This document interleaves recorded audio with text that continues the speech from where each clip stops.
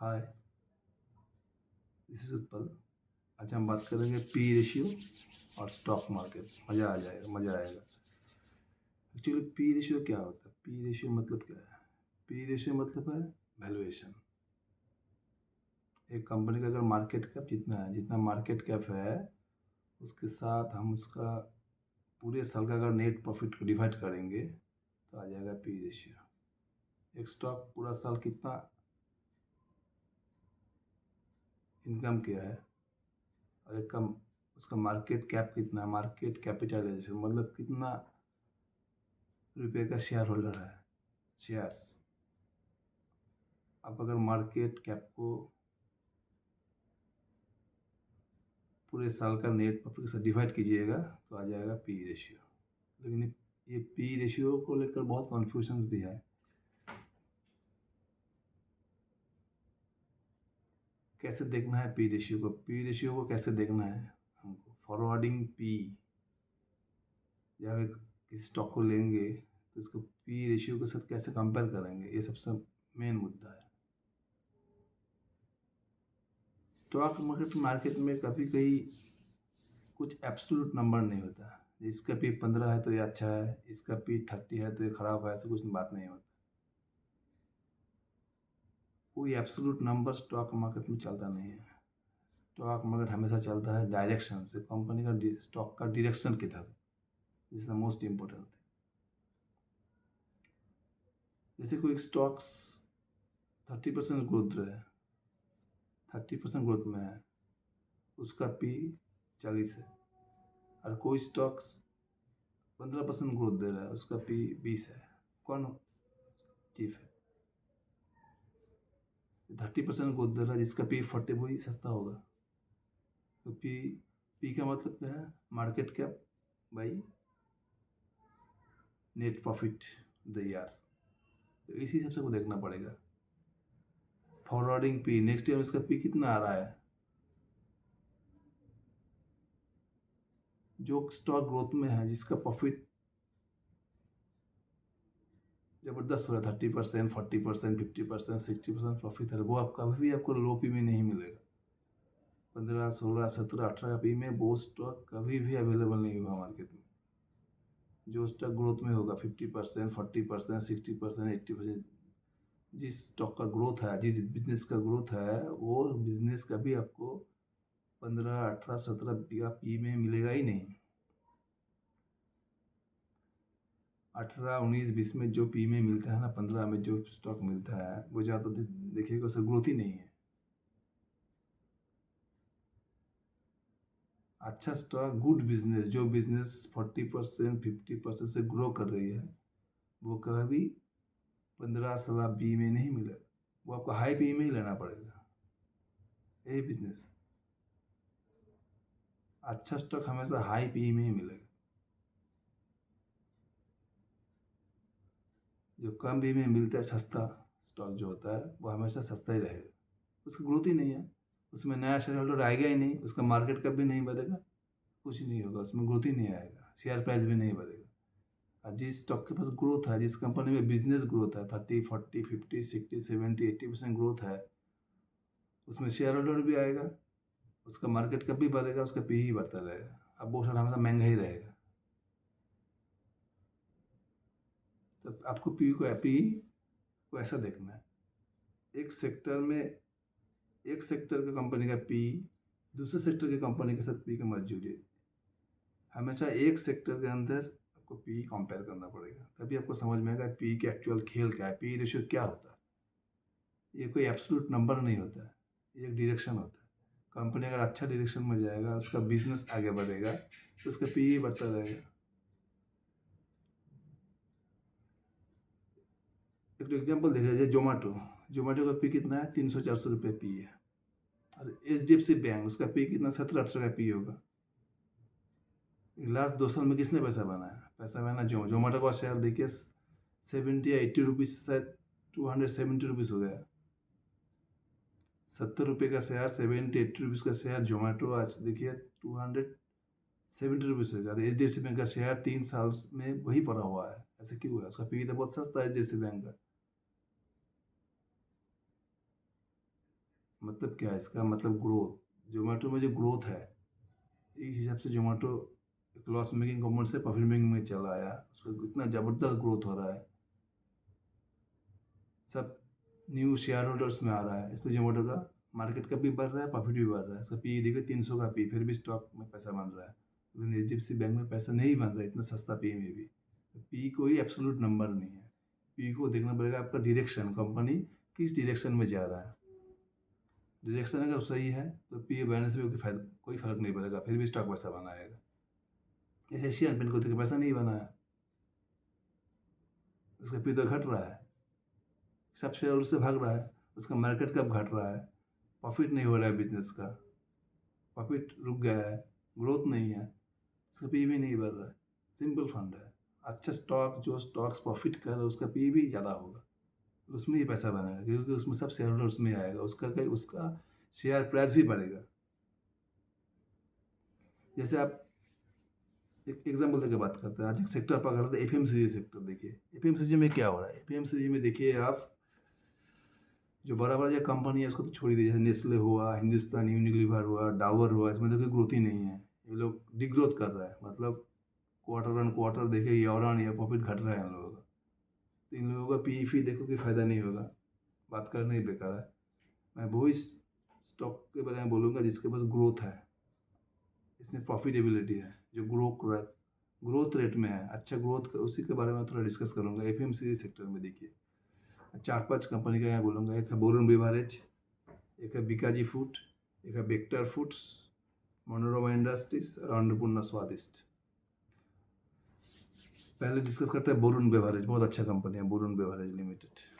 ये कंपनी क्या करता है, ये बेसिकली आपको मालूम ही होगा, इसका बैनर भी देखा होगा, पेप्सी कोक, जितने कार्बोनेटेड ड्रिंक्स है, पेप्सी कोक स्टिंग्स, ये सब को इंडिया में शायद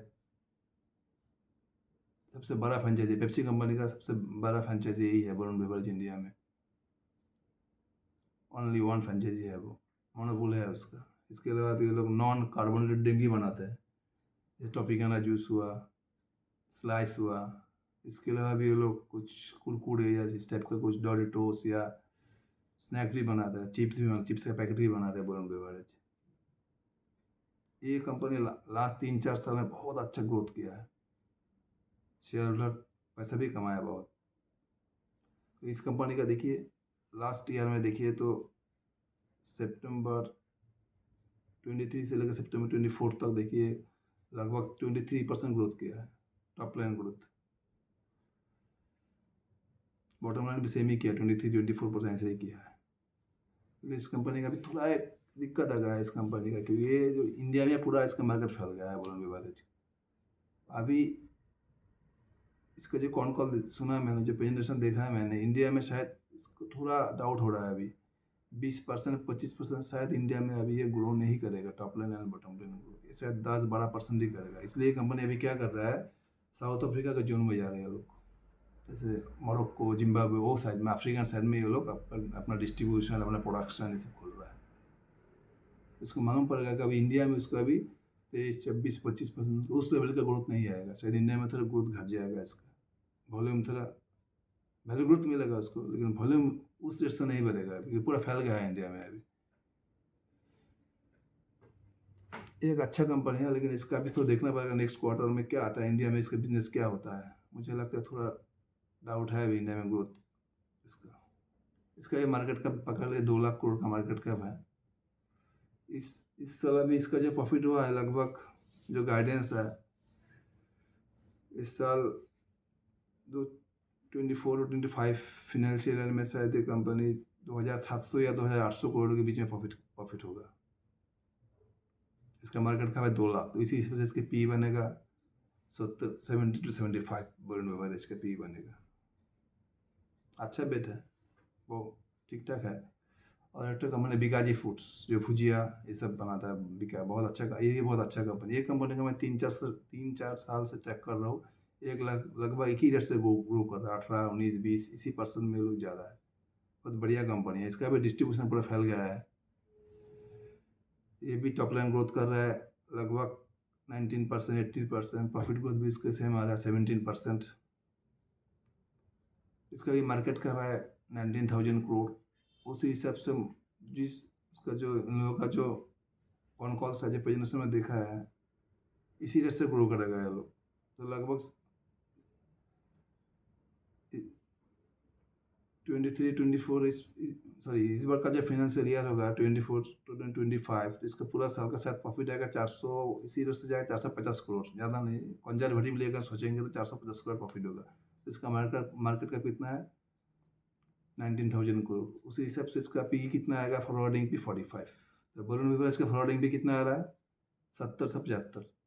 बीकाजी का फॉरवर्डिंग पी आ रहा है 45। बलून बेवरेज की ग्रोथ 20% पकड़ लीजिए, इसका ग्रोथ 70-80% प्रॉफिट ग्रोथ। और एक तो कंपनी है वेक्टर फूड्स, ये भी अच्छा कंपनी है। Vector food actually basically biscuit manufacturing company, ceramic का जो ब्रांड है बहुत अच्छा ब्रांड है उन लोगों का। 2 टाइप्स ऑफ बिजनेस है उन लोग, एक है बिस्कुट और एक है आपका बेकारी में कुछ ब्रेड फिर बनाता है। ब्रेड ज़्यादातर 80% 75% शायद बिस्कुट से ही आता है, जब 15-20% इसका बेकारी से आता है। ब्रेड का बिजनेस बहुत डिफिकल्ट है एक्चुअली। बिस्कुट का बिजनेस तो थोड़ा ठीक ठाक है, लेकिन बेकारी में बहुत मुश्किल हो जाता है। बेकारी का बिजनेस थोड़ा कॉम्प्लेक्स है, इसमें थोड़ा एक्सपायरी हो जाता है, बर्बाद होता है बहुत। इसका थोड़ा प्रोडक्शन डिस्ट्रीब्यूशन बहुत फास्ट होना चाहिए, थोड़ा भी लेट हो जाए सेलिंग में तो गड़बड़ हो जाएगा। इसका भी पी अभी 70 चल रहा है इसका, लेकिन इस साल इसको थोड़ा 18-19% में तो 20% इसका टॉप लाइन ग्रोथ हुआ है अभी तक। 4% इस क्वार्टर में उसका ऑपरेटिंग लेवरेज नहीं मिला है। प्रॉफिट थोड़ा कम, 3-4% प्रॉफिट ग्रोथ हुआ है सितंबर 3 से लेकर सितंबर 23 से सितंबर 24। तो इसका थोड़ा प्रॉफिट में दिक्कत हो गया है। टॉप लाइन ग्रोथ 20% की है, लेकिन प्रॉफिट ग्रोथ क्या 3 से 4% की है। इसका मार्केट कहाँ पर 10,000 करोड़। लेकिन इसका कौन कौन थोड़ा अच्छा था, इसका मैनेजमेंट प्रॉफिट ग्रोथ को लेके पॉजिटिव है। ये लोग बोल रहे हैं ये लोग भी 20% 25% ग्रोथ करेगा। जो इस रेट से ग्रोथ कर रहा है उसी हिसाब से चलेगा तो इसका भी लगभग 150 करोड़ ऐसा कुछ आएगा, इसी रेट से लोग प्रॉफिट कर रहा है। तो उसी हिसाब से मार्केट का है 10,000 करोड़, तो उसका पी आएगा 65-70। अभी देखिए बॉरेन बेवरेज क्या किया, 20% से ग्रोथ कर रहा है, फॉरवर्डिंग पी आ रहा है 70। बीकाजी 19% से ग्रोथ कर रहा है, फॉरवर्डिंग पी आ रहा है 45। वेक्टर 17-18-20% से ग्रोथ कर रहा है, फॉरवर्डिंग पी आ रहा है 65। तीन का लगभग सेम ही है। और एक है मनोरमा इंडस्ट्रीज, ये सबसे बेस्ट लगता है मुझे एफएमसीजी में। मेरे को लग रहा है सबसे बेस्ट कंपनी है अभी फिलहाल मनोरमा इंडस्ट्रीज। ये क्या करते हैं, इसका बिजनेस क्या है, ये बेसिकली बिजनेस करता है आपका जो होता है ना कोको वाटर इक्विवेलेंट, जो चॉकलेट में लगता है कैडबरी कोको जो होता है उसका वो तो आजकल उसका प्राइस बहुत हाई हो गया है, इसलिए सब ढूंढ रहा है उसका इक्विवेलेंट कुछ मिल जाए। ये कंपनी यही काम कर रहा है, जो कोको बटर इक्विवेलेंट है, जैसे मैंगो, सिया, ये सब बटर जो है, ये सब बटर एक्चुअली चॉकलेट में लगता है बहुत ज़्यादा। उसके बाद कॉस्मेटिक में भी लगता है, फेस में लगाने के लिए, जो फेस का ग्लो फ्लो बढ़ाने के लिए जो कॉस्मेटिक बनाता है उसमें भी लगता है। बराबर कॉस्मेटिक कंपनी भी इसको यूज़ करता है, एक कोको बटर इक्विवेलेंट, और बेसिकली चॉकलेट्स कंपनी। तो मनोरमा इंडस्ट्रीज क्या करता है, इसको प्रोड्यूस करता है। इन लोग अफ्रीका में बहुत सारा ट्रीज, इंडिया में भी है, जो सीड पड़ा रहता है, मैंगो सीड, सिया सीड, ये सब सीड से ये लोग एक कोको बटर इक्विवेलेंट प्रिपेयर करते हैं। जब से कोको का जब से रेट बढ़ गया है, तब से कोको बटर इक्विवेलेंट जो है इसका डिमांड मार्केट में बहुत आ गया है। तो मनोरमा इंडस्ट्री क्या करता है, कोको बटर इक्विवेलेंट को प्रोड्यूस करता है। मतलब जितने चॉकलेट कंपनी, मंडेलिस से बड़ा बड़ा चॉकलेट कंपनी है, फिर और भी है मंडेलिस, और भी चॉकलेट कंपनी है, कॉस्मेटिक्स कंपनी है, लोगों ये सप्लाई करता है। इसका जो मैनेजमेंट है, इसका जो कॉन कॉल मैंने पढ़ा है, बहुत पॉजिटिव कॉन कॉल दिया है। ये लोग बोल रहा है 60-70% से ग्रो करेगा। इन लोगों का डिमांड भी बहुत तगड़ा है, कॉन कॉल में बहुत पॉजिटिव थे ये लोग। और इन लोगों का तो सितंबर 23 से लेकर सितंबर 24 तक लगभग 200% टॉप लाइन ग्रोथ किया है, 200% से ज़्यादा प्रॉफिट ग्रोथ किया है। अभी फिलहाल पी है इसका 107, जिससे से इसका बिजनेस चल रहा है। अगर थोड़ा हम डिफेंसिव भी रहेंगे, कंजर्वेटिव भी रहेंगे, तो इसके पूरा साल में 24-25 इस पूरा फाइनेंशियल ईयर में इन लोगों का प्रॉफिट अगर 80 करोड़, लगभग 80 करोड़ प्रॉफिट उसको होना ही है मेरे हिसाब से। और 80 करोड़ प्रॉफिट होगा तो इन लोगों का मार्केट कैप चल रहा है अभी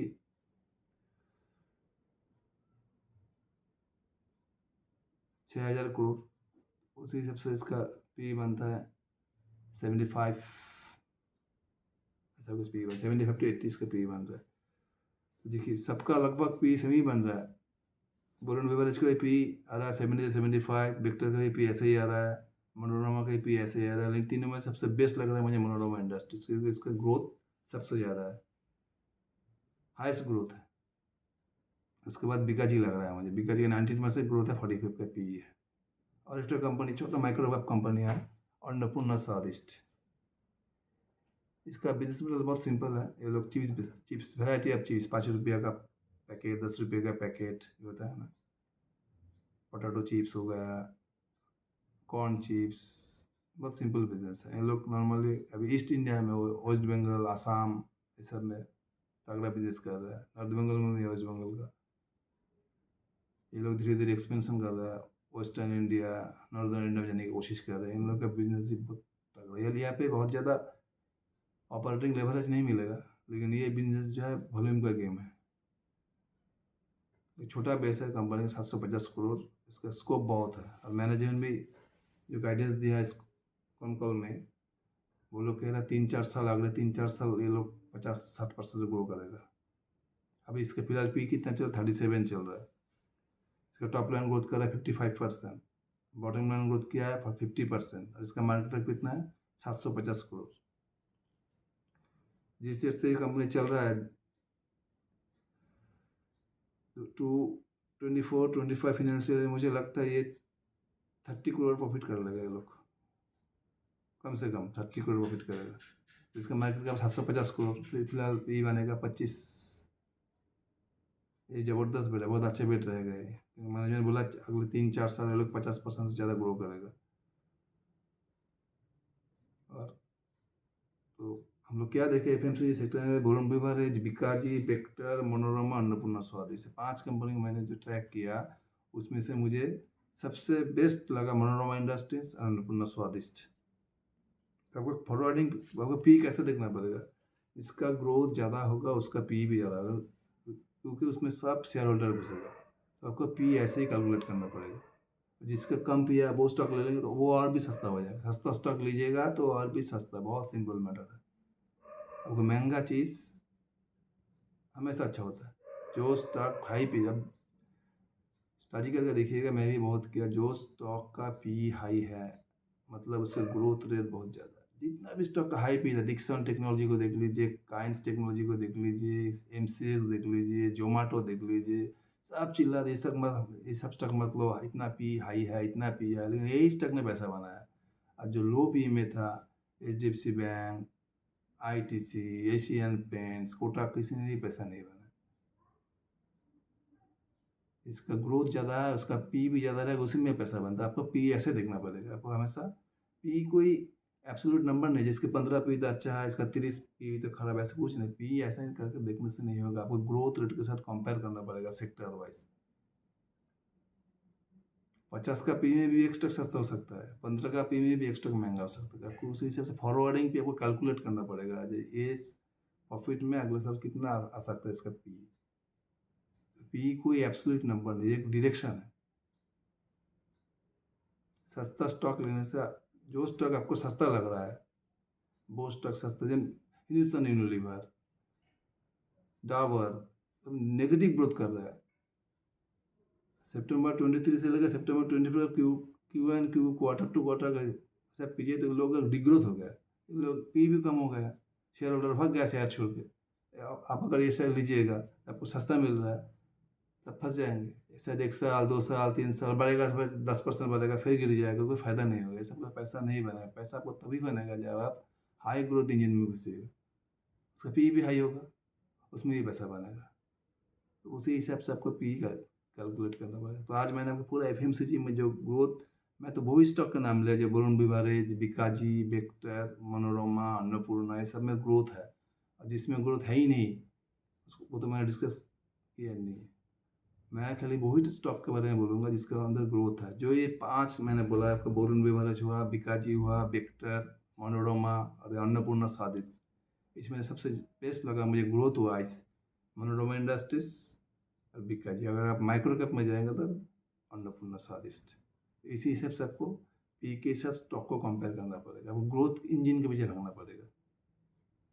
मैं नेक्स्ट वीडियो में ज्वेलरी पे इसमें बात करूँगा। Thank you.